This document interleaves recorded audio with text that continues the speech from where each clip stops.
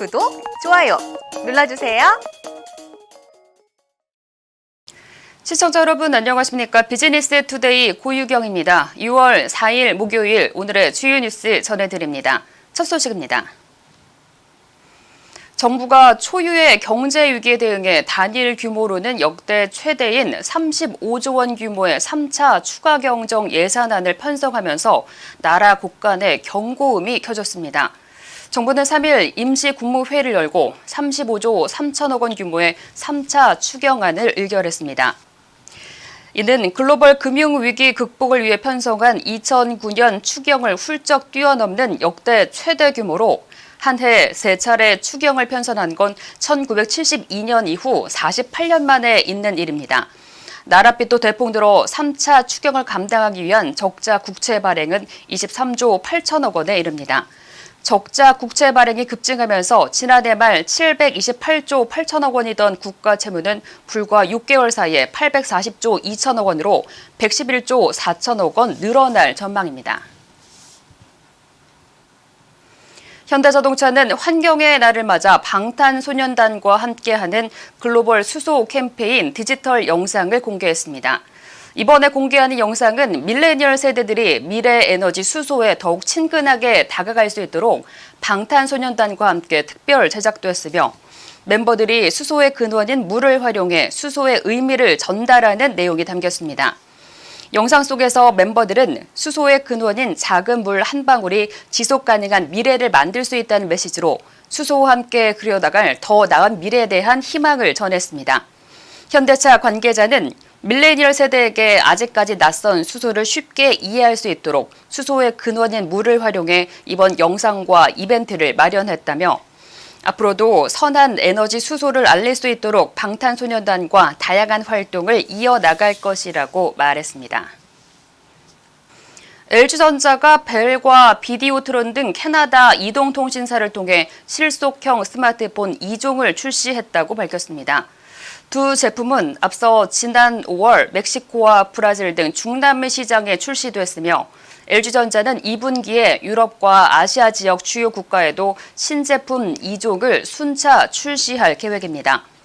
실속형 스마트폰 2종은 후면에 4개의 카메라를 달아 초광각부터 접사까지 다양한 사진을 찍을 수 있습니다. 특히 LG전자는 영상 콘텐츠를 즐기는 고객이 늘어나는 것을 고려해 두 제품 모두 6.5형 대화면 디스플레이를 탑재했습니다.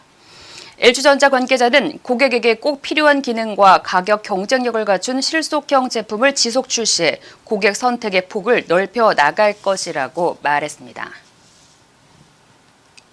삼성 디스플레이의 스마트폰 OLED 패널이 잔상 없이 선명하고 빠른 화면 구동 기술로 글로벌 인증을 받았습니다.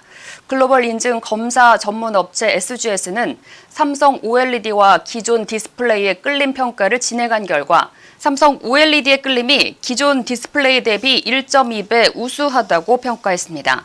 앞서 삼성 디스플레이가 자체 진행한 평가에서도 기존 디스플레이 대비 1.5배 우수해 OLED가 고속 구동에 최적화된 기술임이 입증됐다고 회사 측은 설명했습니다. 삼성 디스플레이 관계자는 빠른 응답 속도를 바탕으로 끌림없는 깨끗하고 부드러운 화면을 제공할 것이라고 밝혔습니다. KT-엔진은 릴 하이브리드 2.0 판매 지역을 오는 8일 전국 모든 도시로 확대한다고 밝혔습니다. 릴 하이브리드 2.0은 지난 2월 서울시와 6대 광역시, 세종특별시 등 주요 대도시에서 판매를 시작했습니다. 이번 판매 확대로 그간 미입점 상태였던 편의점 15,417개소가 추가됐으며 이로써 판매처는 총 43,951개소로 늘었습니다. 릴 하이브리드 2.0은 관련형 전자담배 중 처음으로 스틱 삽입 시 자동 예열하는 스마트온 기능을 탑재했습니다. KT-엔진 관계자는 미출시 지역에 대해 소비자 문의와 판매 요청이 이어져 전국으로 판매처를 확대하게 됐다고 설명했습니다. 아모레퍼시픽그룹이 지난해 지속가능 경영활동과 성과를 담은 2019 지속가능성 보고서를 발간했습니다. 보고서에는 지속가능한 라이프 스타일을 촉진하고 경제적, 사회적 공동체와 함께 성장하며 미래 세대를 위한 순환 경제에 기여하는 3대 지향점이 담겼습니다. 특히 2015년 유엔 총회에서 채택한 책임 있는 생산과 소비 목표를 달성하고 여성과 함께 성장한 기업으로 성평등 증진을 위한 다양한 활동도 포함됐습니다. 한편 아모레퍼시픽그룹은 2009년 국내 뷰티 업계 최초로 지속가능성 보고서를 발간한 이후 지난 12년간 해마다 보고서를 발간해 오고 있습니다. SPC 삼립의 글로벌 식품기업 크래프트 하인즈가 크림치즈를 활용한 베이커리 5종을 출시했습니다. 크래프트 크림치즈 베이커리는 크래프트 크림치즈를 사용해 특유의 깊은 치즈 풍미와 부드러운 맛이 특징입니다.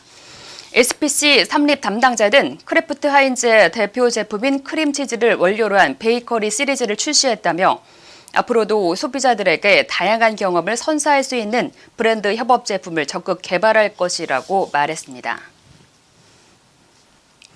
지난 2일 최강욱 열린민주당 대표의 재판에서 조국 전 장관의 로펌 인턴 확인서 위조 혐의와 관련해 의미 있는 진술이 나와 주목됩니다. 지난해 최강욱 의원은 검찰에 낸 서면 진술서에선 두 인턴 확인서 모두 내가 발급했다고 말했습니다. 하지만 2일 재판에서는 2017년 확인서 2장 외에는 내가 작성한 게 아니다라며 말을 바꿨고 확인서 2장을 준 것을 2번을 주었다고 착각했다고 말했습니다. 최 의원은 변호사 시절인 2017년 조 전 장관 아들이 그해 1월부터 10월 자신의 로펌에서 인턴 활동을 했다는 허위 확인서를 작성해 2017년 말 대학원 입시에 활용하게 한 혐의로 기소된 상태입니다. 진중권 전 동양대 교수가 4일 조국 전 법무장관에게 불리한 증언을 한 열린민주당 최강욱 대표를 향해 야쿠자 의리반도 못하다고 비판했습니다. 최 대표는 지난 2일 조 전 장관 아들의 허위 인턴 증명서를 발급해준 혐의로 재판을 받던 중 2017년 확인서 2장 외에는 내가 작성한 게 아니다라며 말을 바꿨습니다. 최 대표는 작년 검찰에 낸 서면 진술서에선 두 인턴 확인서 모두 내가 발급했다고 했었는데 이날 재판에선 확인서 2장을 준 것을 2번 주었다고 착각했다고 말했습니다. 이를 두고 진 전 교수는 이게 정의와 의리의 차이라며 정의는 사익을 포기해야 세울 수 있지만 의리는 사익이 보장되는 동안에만 지켜진다고 꼬집었습니다. 이상으로 오늘 비즈니스 투데이를 마칩니다. 시청해주신 여러분 감사합니다.